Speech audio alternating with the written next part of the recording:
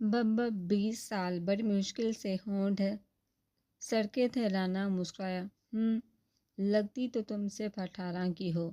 موچو کو تاؤ دیتا وہ عجیب انداز میں مسکرایا تھا۔ نشہ کیوں بیچتی ہو؟ چڑی ہاتھوں میں گھماتا مسکراتے لہجے میں بولا۔ ہی نے نمی بڑی آنکھوں سے اسے دیکھا۔ میں نہیں بیچتی، وہ بس یہی کہہ سکی تھی۔ تو کیا تمہارے فرشتے پکڑے گئے تھے نشے کے ساتھ؟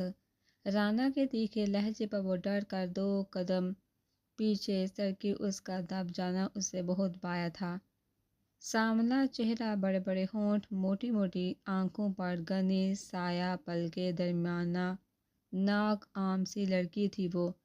ایک بار دیکھنے پر دوسری بار اسے نہ دیکھا جاتا۔ وہ پیاری تھی لیکن خوبصورت نہیں تھی۔ لیکن اس کا قد قابل رشک تھا۔ لمبا قد اسے بہت سوٹ کرتا تھا۔ جامنی چادر جس پر بلیک کڑھائی کی گئی تھی، وہ چادر اپنے ارد گرد بہت اچھے سے اوڑھے ہوئے تھی کہ اس کا نازک سراپا چھپ گیا تھا۔ تم جا سکتی ہو؟ اس کی غیر متوقع بات پر اس نے نہ سمجھی سے اسے دیکھا۔ رانا اس کے ہونک ہونے پر مسکرایا۔ تم جا سکتی ہو لیکن ایک شرط ہے میری، اس نے اس کے قریب آتے ہوئے کہا۔ میں سچ میں چلی جاؤں؟ بے ساختہ ہونٹوں پر ہلکی مسکان رقص کرنے لگی تھی۔ رانا نے کمین کی مسکان سے سر ہلایا۔ شکریہ آپ کا، اللہ آپ کے خاندان کی حفاظت کرے۔ اللہ آپ کو بہت نوازے گا۔ ایک غریب کی مدد کرنے پر چادر کے پلو سے آنکھیں صاف کرتی وہ جلدی جلدی بولتی دروازے کی جانب دوڑی تھی۔ 1 منٹ ہی رضا، اس کے پکارنے پر وہ بے ساختہ رکی تھی لیکن پلٹی نہیں تھی۔ شاید تم نے سنا نہیں، میں نے کہا تم صرف ایک شرط پر یہاں سے جا سکتی ہو۔ اس کے سامنے آتا رانا سرد لہجے میں بولتا۔ ہی رضا کا خون خشک کر گیا تھا۔ آنکھوں میں ویرانی لیے وہ اس پولیس والے کو دیکھنے لگی۔ شرط کا نہیں پوچھو گی؟ ٹیبل پر بیٹھتا وہ طنز سے بولا۔ میرے پاس پیسے نہیں ہیں دینے کے لیے۔ اسے لگا وہ شاید پیسوں کی بات کر رہا ہے۔ ہاں تمہاری اوقات بھی نہیں سید رانا کو پیسے دینے کی، کہہ کر لگاتا وہ اس پر طنز بڑھا گیا تھا۔ ہیر نے ہونٹ بھینچے۔ تو پھر آپ کو کیا چاہیے؟ وہ اس بار ذرا اونچے لہجے میں بولے کہ وہ اب تھک چکی تھی اپنی صفائیاں پیش کر کر کے۔ کیا قسمت تھی اس بیچاری کی، پریشانیاں تھی کہ ختم ہونے کا نام ہی نہیں لیتی تھی۔ ان پیپرز پر جسٹ سائن کرنے ہیں۔ سادہ پیپرز اس کے سامنے کرتا وہ مسکراتے لہجے میں بولا تھا۔ ہیر نے اجنبی سے سادہ کاغذات کو دیکھا لیکن ان پر تو کچھ نہیں لکھا۔ وہ حیرت سے بولی۔ آئی نو، اگر گھر جلدی جانا ہے تو ان پر سائن کرو اور بھاگ جاؤ۔ پینسل اس کی طرف بڑھاتا اس کے خوشی سے چمکتے چہرے کو دیکھا۔ چمکتے چہرے کو دیکھتا وہ مسکرا کر بولا۔ ہیر نے پینسل کو آہستہ سے پکڑا اور پیپر کے نیچے سائن کرتی گئی۔ کیا میں اب جاؤں؟ اس نے بے یقینی سے پوچھا۔ بھاگ جاؤ پیپرز کی تہ لگاتا اس سے بولتا وہ اپنی چڑ کی طرف بڑھا تھا۔ ہیر بنا کچھ کہے آگے پیچھے دیکھے وہاں سے تیزی سے بھاگ نکلی تھی۔ رات کا گہرا اندھیرا ہر سو چھا چکا تھا۔ تھانے سے کافی دور آ کر کمر پر ہاتھ رکھے وہ گہرے گہرے سانس لینے لگی تھی۔ پول لائٹ کی روشنی بھی گور شائع اندھیرے کو ختم نہیں کر سکی تھی۔ اسے دور سے اپنا گاؤں نظر آ رہا تھا لیکن وہ جانتی تھی ابھی کافی چلنا ہے اسے۔ پاؤں میں درد شروع ہو گیا تھا۔ گرنے سے چلنے سے اس کی بات ہو چکی تھی۔ اس سے اب 1 قدم تک کا فاصلہ طے نہیں ہو پائے گا۔ وہ جانتی تھی اللہ سڑک پر ہی بیٹھی وہ اپنی بے بسی پر رونے لگی تھی۔ کاش میں بھی مر جاتی اپنے ماں باپ کے ساتھ، لیکن پھر چچی، امی اور حیام کو کون دیکھتا؟ 1 سیکنڈ میں ہی اسے اپنوں کا خیال آ چکا تھا۔ میں کیسے گھر جاؤں؟ پاؤں کو دباتی بے بسی سے بولتی ہوئے سامنے سے آتے سیاہ گھوڑے کو دیکھنے لگی۔ اس پر سوار آدمی چہرے پر سیاہ مفلر باندھے ہوئے تھا۔ وہ فل بلیک سوٹ میں تھا۔ کہیں یہ گھوڑے والا مجھے مار ہی نہ دے۔ خوف سے وہ پیچھے کو سرکتی ہوئی اچانک ہی اٹھ کر بھاگنے لگی تھی۔ گھوڑ سوار نے حیرت سے آگے بھاگتی لڑکی کو دیکھا تھا۔ اور نہیں بھاگ سکتی میں؟ پیٹ پر ہاتھ رکھے وہ کر ہی تھی تبھی گھوڑا اس کے قریب آ گیا تھا۔ وہ حیرت سے پلٹی تھی۔ ہاتھ ابھی بھی پیٹ پر ہی تھا۔ صبح سے اس نے ایک چائے کے علاوہ کچھ کھایا پیا نہیں تھا۔ اور اب بھوک اور بھاگنے سے پیٹ میں درد کی لہریں اٹھنے لگی تھی۔ اس کی آنکھوں میں موٹے موٹے ترتے آنسو اس کے درد اور بے بسی کے گواہ تھے۔ وہ حیرت سے اچھلی تھی، اس گھوڑ سوار کو چھلانگ لگا کر گھوڑے سے اترتے دے کر۔ ہلکی براؤن مائل آنکھیں، لمبے قد، کثرتی جسم کا مالک وہ شخص اس سے کچھ فاصلے پر رکا تھا، گھوڑے کی لگام ایک ہاتھ میں پکڑے وہ اس لڑکی کو پہچاننے کی کوشش کر رہا تھا، کیونکہ پول لائن اب تھوڑی دور تھی، جس کی وجہ سے اس کے دھندلے دھندلے نقش نظر آ رہے تھے۔ کیا مسئلہ ہے تمہارے ساتھ؟ اس کے سرد لہجے پر ہیر حیرت سے 3-4 قدم پیچھے ہوئی۔ وہ انہیں پہچان گئی تھی۔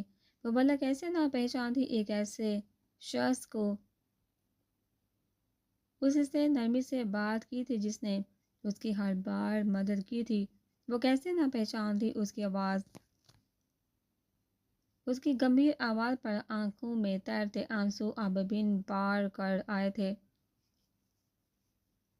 گلابوں پر بہتے آنسو سردار غزان کو ٹھٹکا گئے تھے۔ وہ پہچان چکا تھا اس لڑکی کو، اس کی سیدھی نکالی مانگ، جھکا سر، بہتے آنسو، کامتا وجود۔ وہ پہچان چکا تھا کہ لڑکی وہی ہے جو ہر بار اس کا راستہ روک لیتی تھی۔ کیا ہوا؟ اس بار لہجے میں نرمی تھی۔ وہ کچھ نہ بولی، بس ہچکیوں سے روتی رہی۔ میں تم سے مخاطب ہوں، کیا ہوا ہے، کیوں رو رہی ہو؟ اس کی آواز میں پہلے سے زیادہ نرمی تھی۔ اس بے بس لڑکی کے لیے وہ کچھ نہ بولی، سر جھکائے روتی رہی، جیسے بچہ ماں کو سامنے دے کر فلاں فلاں کی شکایت لگانے کے لیے روتا ہے۔ وہ بھی اسے سامنے دے کر خود بقابو نہیں پا سکی تھی۔ اسے ایسے لگا جیسے انجانی بھیڑ میں کوئی اپنا مل گیا ہو۔ وہ تھوڑا اور قریب آیا۔ وہ اس کا ہاتھ پیٹ پر رکھے دے کر چونکا۔ پیٹ میں درد ہے، وہ کچھ سمجھتا ہوا بولا۔ اس کے بہتے آنسو ساکت ہوئے تھے، پھر ایک جھٹکے سے ہاتھ پیر سے ہٹایا، سر اٹھائے۔ قد میں کافی لمبے شخص کو وہ سر اٹھا کر حیرت سے دیکھنے لگی۔ سردار غزان اس کی بڑی بڑی آنکھوں میں جمع ہوا پانی دیکھ کر ایک قدم پیچھے ہوا۔ یہ آنکھیں تو اس نے کل ہوا میں دیکھی تھی، ایسی ہی تو وہ آنکھیں اسے دکھ رہی تھی جیسے اس سے فریاد کنا ہو۔ اس کی آنکھوں میں حیرت اتر آئی تھی۔ وہ بڑی ہوئی آنکھیں دے کر کچھ چاہیے۔ کچھ دیر بعد وہ خود بقابو پا کر بولا۔ پھر نے سر نفی میں ہلا دیا۔ اس نے کچھ سوچ کر پاکٹ میں ہاتھ ڈالا۔ بڑی سی کوئی چاکلیٹ تھی جو اسے آج شام کو مہرینہ اور صفا نے دی تھی کہ کل اس کا برتھ ڈے تھا، لیکن مہرینہ نے زبردستی وہ چاکلیٹ اس کے ہاتھ میں دے دی تھی، بنا یہ جانے کہ اسے میٹھی چیزیں سخت ناپسند تھی۔ یہ چاکلیٹ اسے پاکٹ سے نکالنے کا یاد ہی نہ رہا تھا، لیکن وہ سمجھ چکا تھا یہ چاکلیٹ اس لڑکی کا نصیب تھا، ورنہ جو چیز اسے پسند نہ ہو وہ زبردستی کرنے پر بھی نہیں لیتا تھا، لیکن اسے لینی پڑی کہ اس پر اس لڑکی کا نام لکھا ہوا تھا۔ یہ اپنی طرف بڑی چاکلیٹ کو دیکھ کر وہ نہ سمجھی سے پوچھنے لگی، اسے کھانے سے پیٹ کا درد چلا جائے گا؟ ہنوز ہاتھ میں چاکلیٹ لیے اس کی طرف بڑھاتے ہوئے وہ بے تاثر لہجے میں بولا۔ ہیر نے لرزتے ہاتھ سے وہ چاکلیٹ پکڑی تھی، کھا لو۔ گھوڑے کی طرف مڑتا وہ بولا، سنیے۔ اسے جاتا دیکھ کر وہ بے سہاتا پکار بیٹھی۔ اس کے چلتے قدم ساکت ہوئے تھے۔ اس کے لہجے پر بنا کچھ بولے اس کی طرف پلٹ کر وہ سوالیہ نظروں سے اسے دیکھنے لگا تھا۔ کچھ نے اسے سمجھ ہی نہ آیا کہ وہ کیا کہے۔ ایک دو بار اس کے چہرے کو دیکھ کر وہ گھوڑے کی پیٹھ پر ہاتھ مارنے لگا تھا۔ سردار وہ سوار ہوا تھا جب وہ اس کے دوسری بار پکارنے پر رکا تھا، لیکن وہ حیرت سے ساکت رہ گیا۔ وہ نقاب میں تھا۔ وہ جانتا تھا اس کے گھر والوں کے علاوہ کوئی اسے پہچان نہیں سکتا کہ وہ سردار غزان تیمور خانم ہے۔ پھر وہ ایک چھوٹی سی لڑکی کیسے پہچان چکی تھی کہ نقاب کے پیچھے سردار ہے، کوئی اور نہیں۔ اسے رائڈنگ کا جنون کی حد تک شوق تھا۔ مصر میں تو اس کا بہت بڑا استبل بھی تھا۔ اس نے اب کی دفعہ اس لڑکی کو غور سے دیکھا۔ وہ پھر سے اس کی طرف آیا۔ تمہیں کیسے پتا میں سردار ہوں؟ میں اچکائے وہ سرد لہجے میں بولتا ہیر کو پریشان کر گیا۔ اس کے منہ سے بے سہاتا نکل چکا تھا۔ اس نے جان بوجھ کر نہیں پکارا تھا۔ وہ کچھ بول ہی نہ پائی۔ اسے کچھ سمجھ ہی نہ آیا کہ وہ کیا کہے۔ غور سے اس کے چہرے کو دیکھتا وہ سر ہلاتا، پھر سے پلٹ کر گھوڑے کی طرف آیا۔ تم چل کر اپنے گھر جا سکتی ہو۔ وہ گھوڑے پر بیٹھنے لگا تھا جب اسے اچانک ہی ویران سڑک پر اس لڑکی کا خیال آیا کہ وہ کیسے جا سکتی تھی بھلا اتنی دور چل کر، حالانکہ اس کے پیٹ میں درد تھا اس لیے وہ اس سے پوچھ رہا تھا۔ میں چل لوں گی، وہ سر جھکا کر ادب سے بولی۔ گھوڑے پر بیٹھو گی؟ اس کے پوچھنے پر وہ حیرت سے سر نفی میں ہلا گئی۔ تو پھر کیسے گھر جاؤ گی؟ سردار کو پتہ نہیں کہ اس لڑکی کی اتنی ٹینشن تھی۔ سردار، اس سے زیادہ سفر میں روز پیدل چل کر طے کرتی ہوں، یہ تو کچھ بھی نہیں ہے۔ گہری سانس لیتی وہ دھیمے سے بولی۔ سر ہنوز جھکا ہوا تھا۔ اوکے جاؤ پھر، اور چاکلیٹ کھاتی جانا، یہ کھانے کے لیے ہے، ہاتھ میں پکڑنے کے لیے نہیں۔ اسے کھاتے نہ دیکھ کر وہ ہلکا سا طنز کر گیا تھا۔ سر ہلا کر وہ آہستہ سے اپنے گاؤں جاتی سڑک کی ڈھلوان اترنے لگی کہ سڑک کافی اونچی تھی۔ بنا پیچھے دیکھے وہ دھیمے دھیمے چلتی اپنے گاؤں کی حدود میں داخل ہو چکی تھی۔ اسے لگا سردار چلے گئے ہوں گے، لیکن وہ کیا جانے۔ اسے گاؤں کی حدود میں داخل ہوتا دیکھ کر وہاں سے گیا تو اسے خیال تھا اپنی ریاست میں رہنے والے ہر شخص کا، آج کل تو لوگ مردار نہ چھوڑے۔ وہ تو پھر ایک بولی سی معصوم سی جیتی جاگتی لڑکی تھی جو شاید ان نزاکتوں کو نہیں جانتی تھی۔ گھر کا دروازہ کھلا ہوا تھا۔ قدم گھسیٹ کر اندر آئی جہاں اس کا بھائی اور ماں فرش پر بیٹھے ہوئے تھے۔ نائلہ تو رو رہی تھی جبکہ خیام آنسو بڑی آنکھوں سے سر تھامے بیٹھا تھا۔ امی خیام، اس کی میٹھی آواز ان دو وجودوں میں جیسے پھر سے زندگی دوڑا گئی تھی۔ آپ ہی خیام اسے دیکھتا جھٹ سے کھڑا ہوتا اس کی طرف دوڑا تھا۔ ایک دم سے اس کے گلے لگتا وہ لڑکا زار و قطار رونے لگا۔ وہ جب گھر نہیں آئی تو وہ دونوں ماں بیٹا پریشان ہو گئے تھے، تو نائلہ نے اس کے دفتر بھیجا، وہاں یہ خبر ملی وہ تو کب کی جا چکی ہے۔ وہ ساری جگہ دیکھ آیا لیکن اس کی آپ ہی اسے نہ ملی۔ وہ ماں بیٹا تو ختم ہو جاتے اگر وہ اور تھوڑی دیر نہ آتی تو۔ نائلہ کے دل میں تو کئی برے برے خیال آنا شروع ہونے لگے تھے جس نے انہیں آدموا کر دیا تھا۔ کہاں تھی ابھی اب؟ خیام اسی سے الگ ہوتا نم زدہ لہجے میں پوچھنے لگا۔ اس کا سر چومتی وہ اپنی طرف آتی نائلہ کے گلے لگی۔ امی، آج آپ کی دعاؤں نے بچا لیا آپ کی بیٹی کو۔ ان کے کندھے میں منہ چھپائے وہ بلک اٹھی تھی۔ اسے بھی تو رونے کے لیے کسی کا کندھا چاہیے تھا۔ نائلہ بیگم کا دل لرز اٹھا۔ اس کے اس طرح رونے پر خیام بھی نائلہ کے دوسرے کندھے پر سر رکھے خاموشی سے اپنی آپی کو دیکھنے لگا جس کا وجود تھکا تھکا سا تھا، جیسے میلوں کا سفر طے کر کے آئی ہو۔ نائلہ نے بہت مشکل سے اسے چپ کروایا تھا۔ ان کے کندھے پر سر رکھے وہ ساکت نظروں سے چھوٹی سی چارپائی پہ لیٹے اپنے بھائی کو دیکھتی رہی۔ کیا اس کا بھائی اس کے رونے سے پریشان ہو چکا تھا؟ خیام، اس نے اپنے ہاتھ میں پکڑی چاکلیٹ کو دیکھتے ہوئے اسے پکارا۔ جی اپی، وہ ایک جھٹکے سے اس کی دھیمی پکار پر اٹھ کر بیٹھا تھا۔ یہ دیکھو میرے پاس کیا ہے۔ چاکلیٹ اسے دکھاتی وہ مصنوعی مسکان سے بولی۔ خیام نے آپی کو دیکھا، ان کے ہاتھ میں لہراتی چاکلیٹ کو دیکھا۔ ان دونوں بہن بھائیوں کو چاکلیٹ حد سے زیادہ پسند ہوتی تھی۔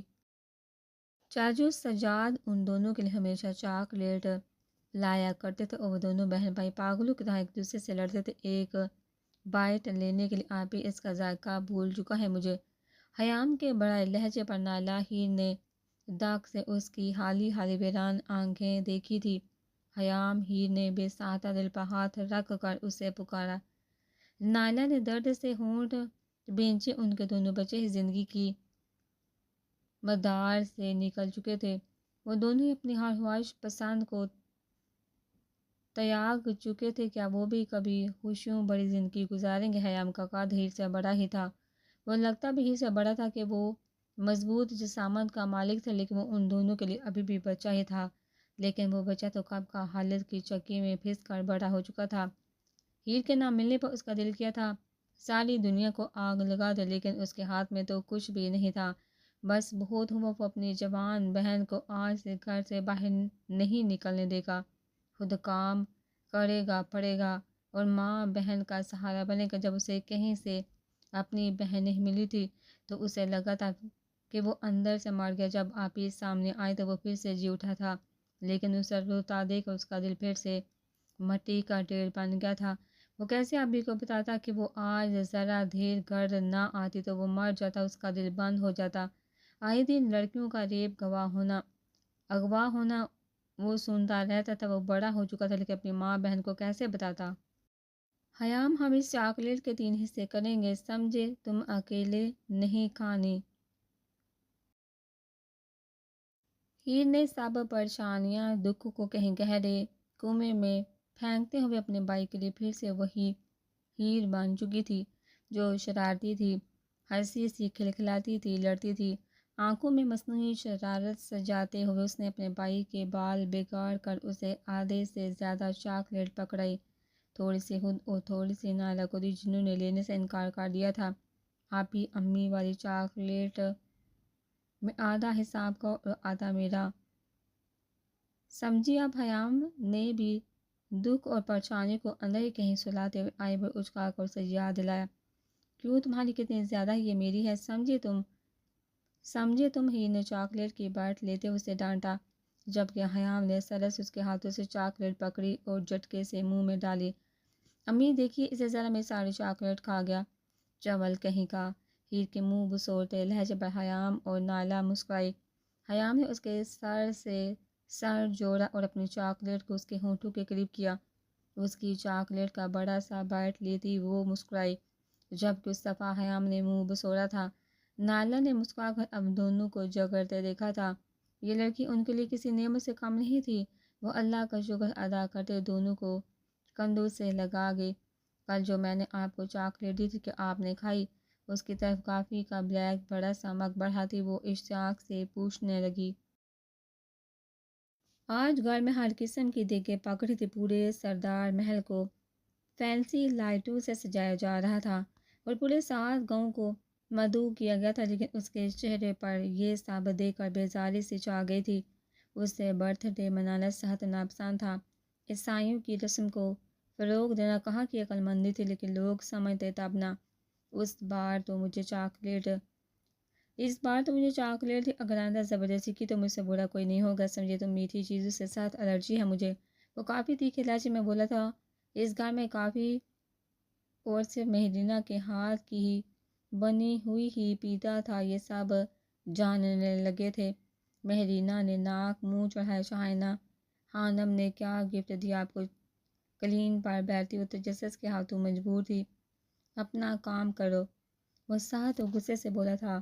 اب کبھی مسکراتی بھی ہیں، ہر وقت غصے میں رہنے سے انسان کو بہت سی زہریلی بیماریاں لگ سکتی ہیں، لیکن آپ کو کون سمجھائے، بڑی بی بی پھر سے شروع ہو چکی تھی۔ مہرینہ جی سردار، اس کے پکارنے پر وہ مسکرا کر بولی، ایک طرف ہو جاؤ، وہ سخت لہجے میں بولا تھا، جبکہ اس کی مسکراہٹ سمٹی۔ بوڑھے منہ بناتی وہ وہاں سے اٹھ کر اپنی کزن میں آ کر بیٹھ گئی۔ آج تو خوب جشن ہوگا گاؤں میں، مہرینہ نے بالوں میں کنگھی کرتے ہوئے کہا۔ ہاں ہوگا، لیکن ہمیں تو ہمیشہ کی طرح کون سا گھر سے نکلنے کی اجازت ہوگی؟ صفا نے سر جھٹکتے ہوئے غصے سے کہا، ٹھیک کہہ رہی ہو تم سب، لیکن اس بار ہم بھی سارا جشن دیکھیں گی۔ مہرینہ نے غصے سے کہا، تمہیں اپنی ٹانگیں توڑوانے کا شوق ہوگا، ہمیں نہیں۔ داور بھائی اور تیمور چچا جان سے مار دیں گے اگر کسی کو دیکھ لیا تو۔ سفینہ نے منہ بناتے ہوئے کہا، ارے پاگلو، چوری چھپے دیکھیں گی نا۔ اس نے ان کی عقل پر ماتم کرتے ہوئے سخت غصے سے کہا۔ اس کے پاگلو کہنے پر سب نے اسے زبردستی گولی سے نوازا۔ ارے تم لوگوں کو نہیں کہہ رہی، میں خود کو کہہ رہی، اس نے ان کی گولیوں کے جواب میں کہا۔ ہاں پھر ٹھیک ہے، تم سچ میں ہی ہو، مہرینہ نے سر ہلاتے ہوئے کہہ کر اسے تپایا۔ منہ بند کچھ سمجھی اور امی نے کہا تھا، چائے کی باری آج مہریہ اور صفا کی ہے، اگر جان پیاری ہے تو جاؤ سارا دن کچن میں مہمانوں کے لیے جا کر چائے بناؤ۔ مہرینہ نے بھی حساب چکایا۔ وہ دونوں جھنجھلا کر رہ گئی کہ آج سارا دن چائے پر چائے ہی بننی تھی۔ ان کے گھر میں کھانا چائے وغیرہ گھر کی خواتین ہی کرتی تھی، جبکہ باقی سب کام ملازم کرتے تھے۔ ان نکمی کو یہ کام بھی سخت گراں گزرتے تھے۔ مہرینہ تو چوری اپنے حصے کے زیادہ تر کام ملازموں سے کرواتی تھی۔ وائٹ سوٹ پر براؤن واسکٹ پہنے، براؤن ہی واچ مضبوط کلائی میں بندھے وہ ایک ہاتھ کھڑا کیے سب کی محبت کا جواب خلوص سے دے رہا تھا۔ ریاست کے تمام امرا، معتبر اور عہدیدار وہاں جمع تھے۔ عام لوگ بھی تھے، لیکن جو پروٹوکول امیروں کو دیا جا رہا تھا وہ عام لوگوں کو حاصل نہیں تھا۔ کھانے کا ارینج وسیع پیمانے پر کیا گیا تھا۔ تیمور اور حشام صاحب نے اپنی نگرانی میں سارا کھانا تیار کروایا تھا۔ تقریباً ہر قسم کے کھانے کی ڈش وہاں موجود تھی۔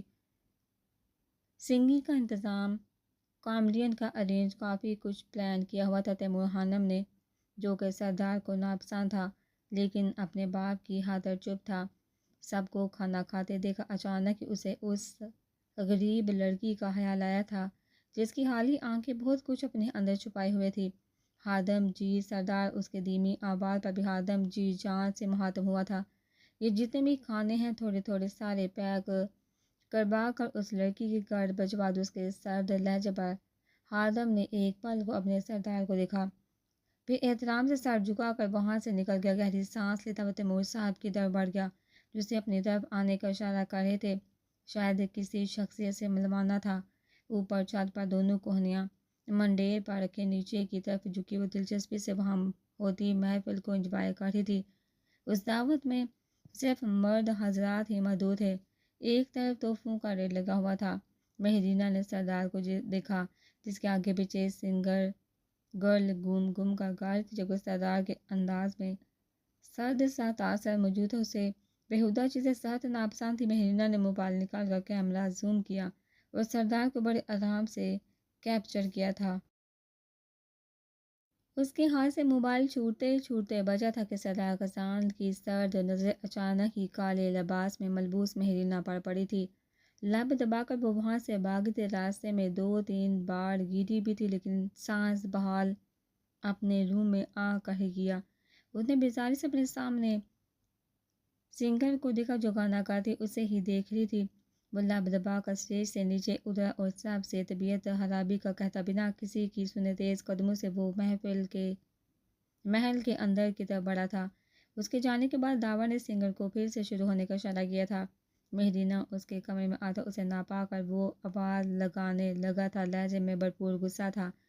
بیڈ کے نیچے چھپی مہرینہ نے سر پر ہاتھ مارا، کتنی تیز نظریں ان کی پہچان لیں، مجھے اب کون بچائے گا، مجھے بیچاری کو۔ مہرینہ آرام سے بیڈ کے نیچے سے باہر آ جاؤ۔ بیڈ کے پاس اکڑو سٹائل میں بیٹھتا ہوا وہ اسے وارننگ دینے والے لہجے میں بولا۔ مہرینہ نے اسے دیکھ کر بے ساختہ مصنوعی مسکان سے سارے دانتوں کی نمائش کی تھی۔ وہ میری پونی نیچے گر گئی تھی، وہ لینے نیچے آئی تھی، الٹا سیدھا جواز پیش کرتی وہ باہر نکلی تھی۔ ملی پونی اسے خالی ہاتھ دے کر سرد لہجے میں بولتا اس کے چھکے چھڑا گیا تھا۔ نہیں ملی، وہ شاید کہیں اور گر گئی ہوگی۔ بدحواسی سے بولتی ہوئے سر جھکا گئی تھی۔ شاید چھت پر گر گئی ہوگی جب تم محفل کو انجوائے کر رہی تھی۔ اس کے بے تاثر لہجے پر پہلے تو اس نے ناسمجھی سے سر ہلا دیا، پھر زور سے نفی میں سر ہلایا۔ تمہیں ذرا شرم نہیں؟ چھت پر جاتے ہوئے وہاں مردوں کی بھیڑ جمع تھی، اگر کسی کی تم پر نظر پڑتی تو کیا سوچتے؟ اس گھر کے لڑکی کے بارے میں اگر ڈائر دیکھتے تو اب تک تم زمین کے اوپر نہیں زمین کے اندر ہوتی، اس لیے کہہ رہا ہوں سدھر جاؤ ورنہ بہت پچھتاؤ گی تم۔ اس کا کان کھینچتا وہ سخت لہجے میں اس سے مخاطب تھا۔ معاف کر دے سردار، آئندہ ایسی کوئی حرکت نہیں کروں گی، بس اس بار بخش دے۔ اپنا کان چھڑوانے کی کوشش کرتی وہ تیز تیز لہجے میں روحان سی ہوتی بولی تھی، کچن میں جاؤ، 10 کپ چائے بنا اور چائے 15 منٹ میں بننی چاہیے، سمجھی؟ غصے سے بولتا وہ بیٹھا تھا لیکن سب مہمان تو باہر ہیں، 15 کپ چائے کون پیے گا؟ مہرینہ نے بولتے ہوئے پوچھا۔ تم سے مطلب تمہیں جو کہا ہے وہ کرو، انڈرسٹینڈ؟ غصے سے اسے ڈانٹا وہ باہر نکل گیا تھا۔ مہرینہ سر تھامتی بیڈ پر گرنے سے انداز میں بیٹھی۔ اللہ بچا لے، آج مجھ سے تو 1 کپ چائے بن سکتی ہے، وہ بھی 10 منٹ میں بنتی ہے، جبکہ 15 کپ چائے وہ تو 1 گھنٹے میں بنے گی۔ حساب کتاب لگاتی وہ اونچا اونچا رونے لگی تھی۔